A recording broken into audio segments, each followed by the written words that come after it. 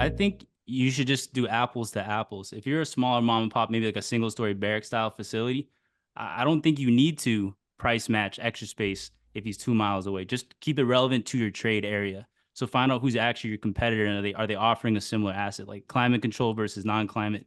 Just compare apples to apples and find a strategy that works for you. Like don't try to just follow the same playbook that a $1 billion institution is using.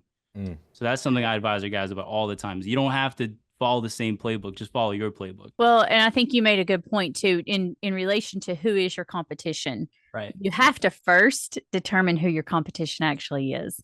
And it's not going to do you any good to compare yourself to a dump down the street that, rents to anybody that you don't want, that has the broken gate and no lights that work.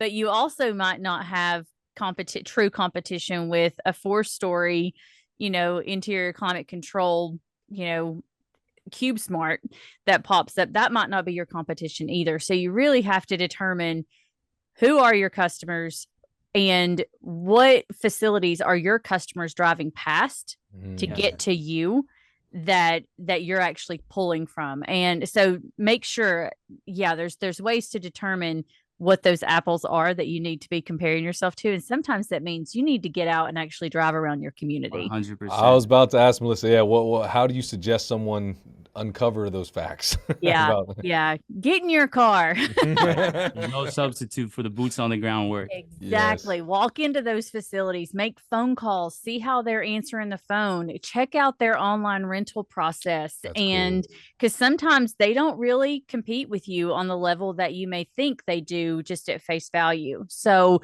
really you have to put on your tenant eyeballs and look at it from the customer standpoint to find out who your competition is. Melissa, I'm going to take what you just said and run with it because you said from the customer standpoint. And one thing that we get all the time is I have an operator, maybe in a more tertiary market, smaller town, everyone knows everybody. So, hey, James, should we be doing this ECRI model to drive occupancy?